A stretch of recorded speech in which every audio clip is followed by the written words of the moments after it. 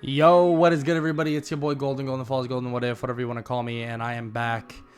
I am here for What If Deku had life energy manipulation, and this is the first time I'm actually doing something like this. You're probably confused at what I mean by that, but it's a little bit. It's gonna be a little bit different than my normal What Ifs. It's gonna have aspects of everything, but we're gonna be trying some stuff out. And yeah, I'm not going to waste that much more time. All I have to say is make sure to leave a like, hit the sub button. Also, make sure to check the links in the description. And that's about it. Also, if you want to check out my gaming channel, I will put it in the link in the description as well. I'm actually going to be starting up on that once again. So yeah, that's about it. But I hope y'all enjoy. And let's just get right into the what if. Let's get it. Izuku Midoriya was born in a world where he didn't fit. He never did. He was born quirkless. He was born without a power, just like all the other kids around him. He was made fun of, turned away, and even shunned. Izuku Midoriya was seen as nothing. He went from foster home to foster home after his, mother died during birth. Izuku survived. He always wondered if that was his punishment. It was technically his fault that his mother would pass and then what? Leave a boy that didn't even have a power? That didn't even have a quirk? Izuku would walk around sad every single day in his foster homes and his orphanages. He would feel that his life didn't mean much. But Izuku would hear this every day in and day out, every time he would go to school. He'd feel that, there was nowhere for him to go. Izuku didn't know what to do with his life. For a long time, he wanted to be a hero. But how far would being a hero even get him? He would sob every single day about not being gifted by whatever is out there. Not being gifted with a quirk. He would age up, slowly but surely, and many would bully him like Katsuki Bakugo, telling him that he's useless, and that without a quirk he would never become a hero. But Izuku would hear this so much that he'd feel, why would he even want to become one? Why would he choose to become a hero? And it all came down to that fateful day. The day that Izuku would decide something in his mind that would change his life forever. He would be in the classroom, hear what the teacher had to say about going and being a hero. He'd be laughed at for wanting to try for UA. He'd be basically annoyed, frustrated, but he was tired. He was drained. And this was a matter of life or death. Did he care? Did he care at all? Well, for him, he was pushed to the edge. He had no family. He had no friends. And everybody that told him and talked to him called him a waste of space. Izuku would decide to take the leap. Bakugo would tell him that he's useless and that he should just jump off the roof. And you know what would entail on that. Izuku would walk toward that roof and would look down at everybody below. Izuku would wait until everyone left, but Bakugo himself questioned where Izuku was. Yes, he bullied him. Yes, he didn't care for him. He didn't care about the attitude that he portrayed. But Bakugo, did he really want to see Izuku die? Of course not. But there's consequences to your actions and consequences to your words. Izuku would step off that building, go plummeting down, and he seemed content. He seemed okay with what was going on. He would slam into the ground, and it is as if the spirit of himself, shot straight out of him. Izuku's outer body would just disappear in a way. It felt like a matter of seconds. Izuku's spirit would burst out of his body, travel around at hyper speeds. His body would lay there, and as Izuku entered his body once again, it was like a flash of light, and he was back in a hospital bed, seemingly okay. Izuku isn't sure what just occurred and isn't sure what just happened, but everybody would quickly surround him. Doctors and people that he never recognized in his life. Who are these people? What's even going on? Just as those people came, they went, disappeared into nothingness. Izuku would watch as they would poof into this white smoke, one after another. More would run in, more would go. He would then feel that his body would slip from consciousness and he'd reawaken once again, in a different hospital bed, a different room it seemed, but just as he got up from the chair or off the bed, he began to walk around, looking for anybody. Nobody was there. Everything was completely gone. Every single person was no longer in the building. There was clothing all scattered around. Izuku would feel this rush of power within him, but at the same time would feel ill, would feel disgusted. Izuku would slowly walk out the building to see everything going on exactly the same. What, is he dead? Is he alive?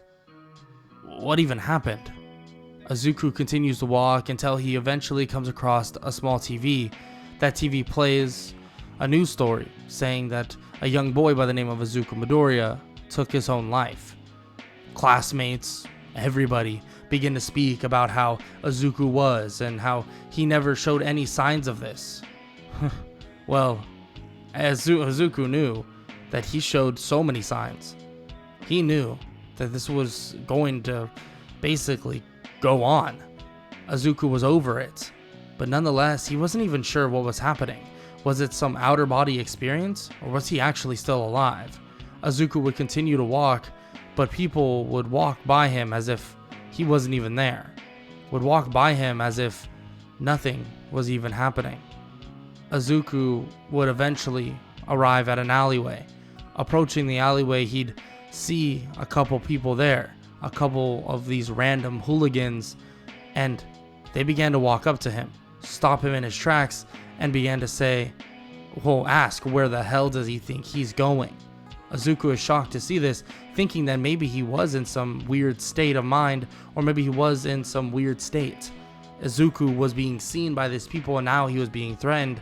Maybe those people out there that were walking by him didn't care, felt like he was to be ignored. These three hooligans began to walk over to rough him up, basically show that he shouldn't have walked down this alleyway. But in a matter of seconds and a matter of a blink, they were all three on the ground, completely stripped of their life and not breathing by any means. Izuku would be shocked, but could feel this life force energy just drilling back into himself. He leaves the bodies there and just continues to walk and walk. Eventually, he would have come across these people. Izuku would look at them and wonder if they're going to hurt him, try to hurt him, or if he would have to take lethal action. But they don't say a word until they walk up to him and they put a hand out. This hand would reach out to Izuku for a handshake. A glove covering his hand. Izuku would be in shock as a man, introduces himself. He introduces himself as Overhaul, and he is the leader of the Shiha Zaikai.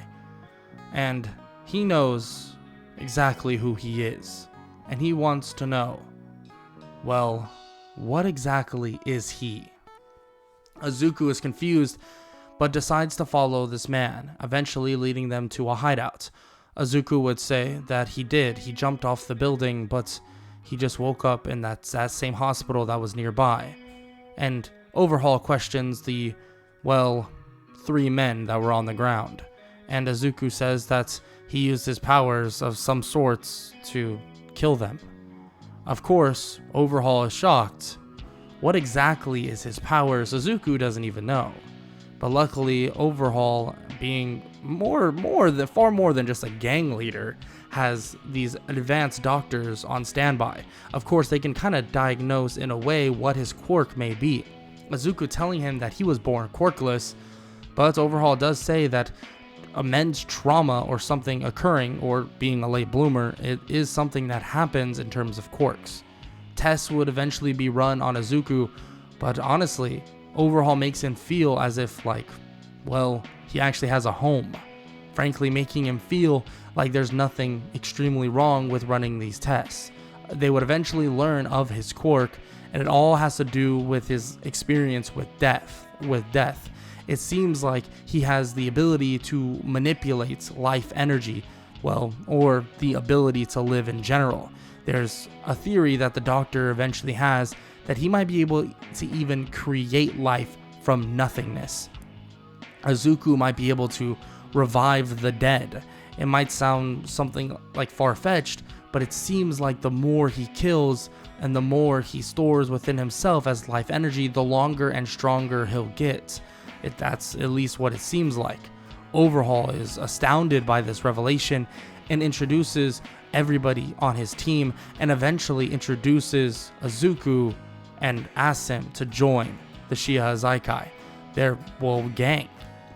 Izuku has nowhere else to go, so he decides that he'll stay. Why not?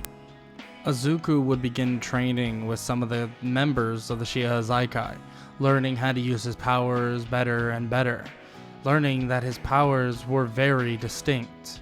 He can more or less take the life from anybody he chooses, but the only thing is he needs to make sure his emotions always stay in check. If he can't do that, well, then he'll actually have to manipulate life energy in a different way, allowing himself to be far stronger, but at the cost of his lifespan.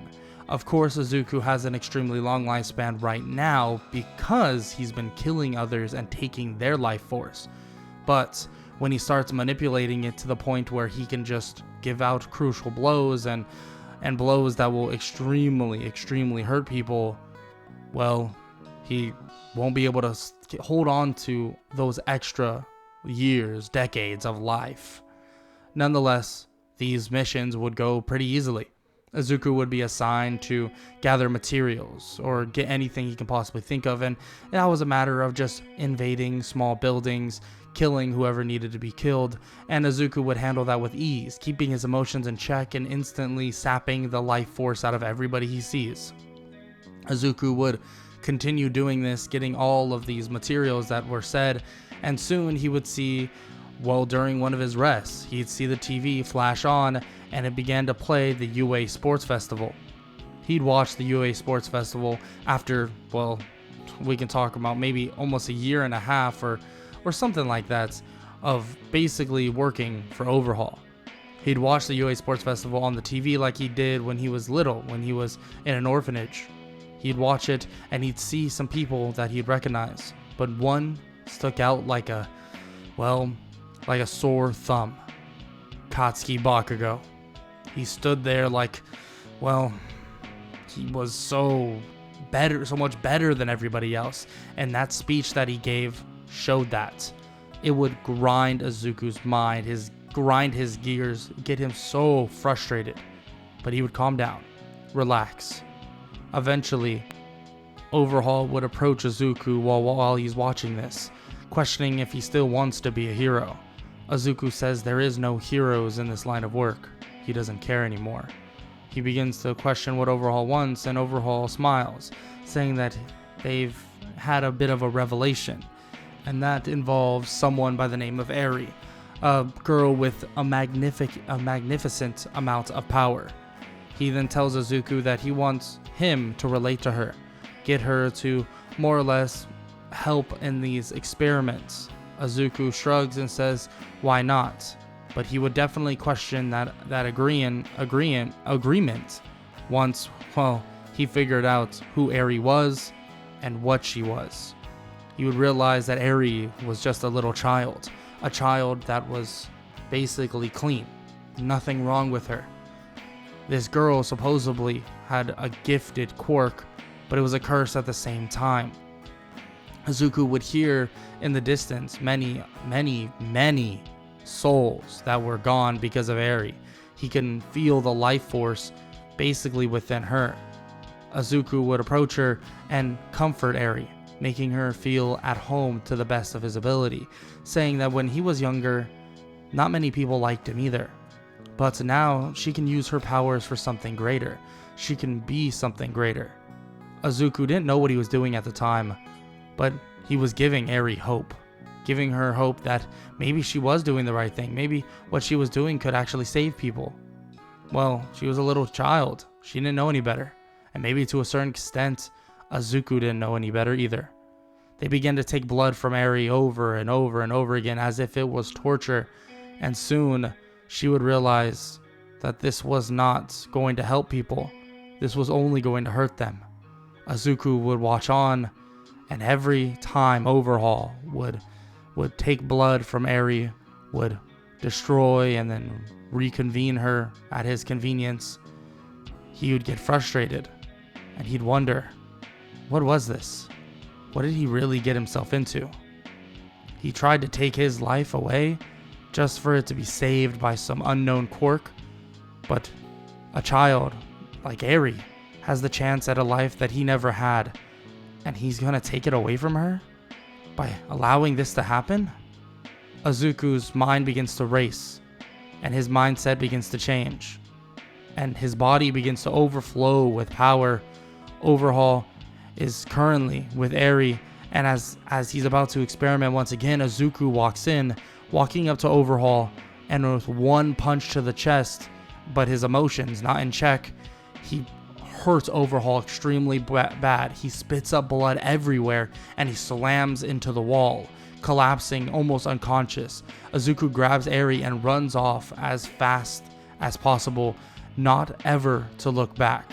Izuku leaves, and he knows exactly where the Shiha Isekai base is, and other bases alike. Izuku would eventually head to an unknown area, an unknown building, and would eventually arrive there and hide with Eri. They'd hide out for days. Days would lead into weeks.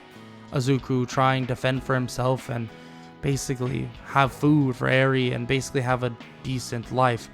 Izuku would quickly become what was known to be a vigilante. He would get food, money, anything they could possibly think of, and eventually it would lead to them more or less coming across some heroes that he didn't know much about. He would be in his home for now. Izuku would be basically waiting with Eri to basically find his next point in time to go get some more food and stuff for them. But he hears a creak, and then heroes approach quickly.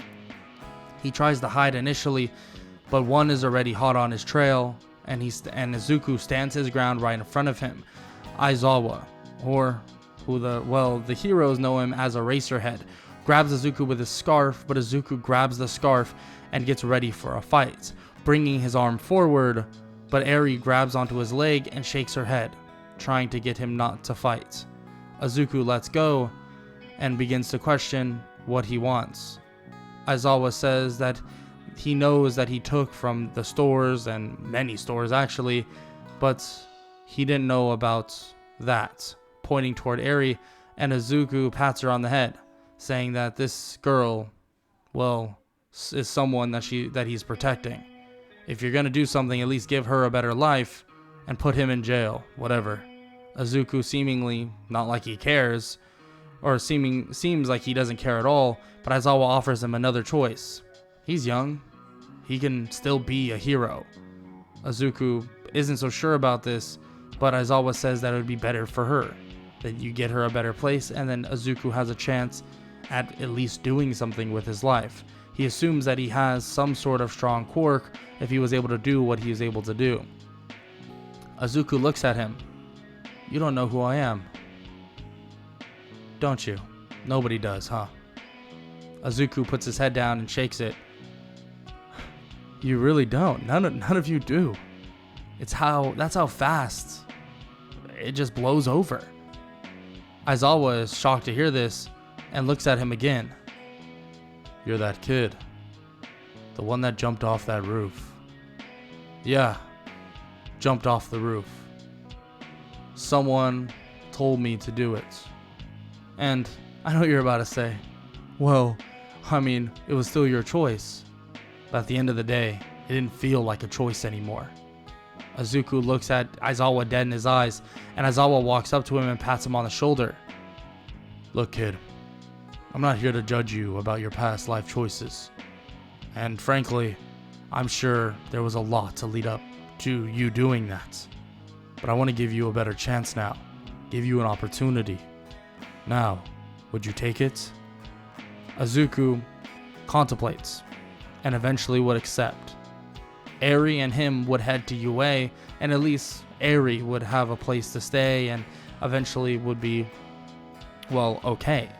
Izuku would then conversate with Aizawa a little bit about where he came from and about what he's done so far. Aizawa saying that there is redemption in him, he's just a kid, but they also need to know this information about Overhaul from the Shia Hazaikai. Of course, Izuku gives him that information, helping out the best he possibly can, but obviously the base of the Shia Hazaikai would be quickly moved after Izuku escaped with Eri. And obviously they have no idea where Izuku even went. Izuku would eventually move into these dorms, or at least this on-campus housing, and he'd get settled in and get ready for his first day. But just as he walks out and heads to his classroom, he would enter his classroom with a dull look on his face, but when he steps through the door, he sees somebody. Chills go down his spine, and anger rushes to his face. Him. He didn't realize it, and he's not sure how, but Bakugo is here. He's pissed. He realizes that this kid, he's the reason why. Izuku stares daggers into Bakugo as he walks toward his quote-unquote seat, and Bakugo himself realizes exactly who he is. Bakugo can feel this ominous, dark presence behind him as if there was this lingering demon over him.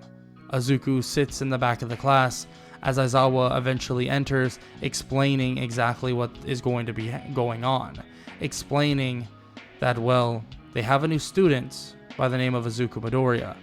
He sits there, and some classmates actually realize where he came from, and a blue-haired boy by the name of Tenya Ida, dumb as he is sometimes, will immediately point out that he was the kid that jumped off that roof that day. Izuku wouldn't say a word, and Aizawa would tell him to shut up. That is none of his business, and that is not something they should be bringing up at this point. Izuku then basically crosses his arms. Who cares? Let's bring it up. Why not, right? Let's bring up how a lot of you didn't even realize I was the kid that jumped off that roof. How I wouldn't even be here if it wasn't for, well, some very, very good coincidence.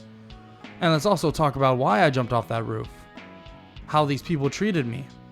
Let's also talk about how your star student, Katsuki Bakugo, told me to jump off that roof. Even though he knew exactly what he was doing. He knew what I was going through. He knew what my life was, but he still thought it was good for him and good for me to tell me that I was a waste of space and that I should jump off that roof. Izuku says these things, and Bakugo is in complete shock. He doesn't even know what to say. The rest of the class stare at Bakugo waiting for an answer, but an answer would not come. Nothing would come. Nothing would be said. Eventually, Aizawa would get a grasp on what's going on, or basically get everybody focused up, especially for their little internships. Izuku would be told that he has none, obviously right now, but he would eventually. Izuku would be basically talked about by many, and Aizawa would eventually get him an internship, and it's with someone extremely high profile, but obviously for the reason why you may all expect. Izuku would get offered an internship with Sir Night-Eye, someone that he knows and was pretty fond of when he was growing up. But the only issue is he's not there because of his abilities or his capabilities. He's only there because of his, well, connection with the Shia Hazaikai. And he would meet Night-Eye, speak with him, learn about some things, and he would give all the information he could. But as soon as Night Eye would activate his quirk, looking at Izuku, well, there was nothing to look at. There was no past, there was no future, there was nothing. Izuku was like a walking dead body. Why wasn't he able to see anything? He doesn't say anything to Izuku about this, but Izuku can feel this presence, this weird aura around Night Eye, as if he's concerned or at least, well, not knowing what's happening. Izuku would look at him confused and question what's going on. He would say that his quirk would have told him what happens to him later. Well, Izuku later. But there was just nothing. Nothing at all. Izuku was transparent. Gone. He didn't exist. Izuku was confused to hear this, but nonetheless, what is it? There's no difference. He's been like that his whole life. He's never existed. He walked out of the door, and Night Eye is complete shock. This kid, what kind of torture, what kind of mind games has he gone through? What is he still going through? What kind of demons are in his head to make him feel the way he does? Nonetheless, Izuku would begin his little training with Night Eye. Night Eye got what he wanted out of him, but at the same time, he believes Izuku has potential to do far more than anyone possibly could realize. But quickly as all of that training would go, one night Izuku would be gone. One night Izuku would just disappear. He'd be walking down the alleyway, down the streets, and one man would approach him once again and tell him that he only has one choice, and that's to guide and get Eri back for him. Izuku looks toward Overhaul and shakes his head. A choice, huh? Trust me, I have a choice now. That is a promise. You don't scare me. Not one bit. If you even come near me, Eri, or anyone, I promise I'll sacrifice myself to make sure that you sit calmly in a grave. Well, now that's said, I'll be leaving. I'm sure I'm about to get in trouble for sneaking out at night, but I just knew. I can smell you from a mile away, the dead bodies that follow in your wake. It's crazy, but I promise you, every single one of those souls will wake up, feast on your flesh, and I'll be controlling them. Because I realized something, Overhaul. I realized something pretty quickly. That you didn't help me. All you did was help yourself. Immediately, Overhaul takes off a glove and goes to basically kill Izuku. But as he touches Izuku, his hand goes through him. And in a matter of just basically spirit or dust, and the white cloud begins to emerge and just disappear. Izuku wasn't actually there, just portraying himself there, and he's currently on the other side of the street. He looks at Overhaul, and just as he does, he walks away and just leaves amongst the mist in the night. Arriving back at the Night Eye agency the next day, not a word would be said, but Night Eye would see on cameras and see the meeting with Overhaul. Night Eye doesn't know what happened, and he questions Izuku, and he says that he wasn't able to take Overhaul in now. He wouldn't have been able to, but he'll make sure Overhaul doesn't come near them, because there's more than just Izuku who realizes, well, what Overhaul has done. The souls, the spirits, and life itself knows what Overhaul is capable of and what is done, or what he's done. And he'll make sure that he doesn't do it ever again. And he'll make sure that if he even tries, well, he'll handle it. Izuku is about to basically ask about what's next, but Night Eye says that they have to cut their, well, internship short.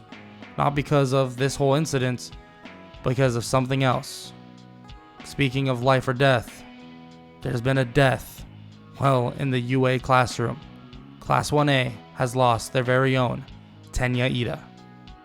And that is a wrap for What If Deku had life energy manipulation. Some of you probably didn't even think it would go this way, but I thought this would be a fun way of doing it. I don't know. It's just something different for me personally, just to tell a story in this regard or in this way. Nonetheless, I hope y'all enjoyed. And if you did, make sure to leave a like, a sub, and a comment down below. All that good stuff. And I hope all of y'all have an amazing day. Later.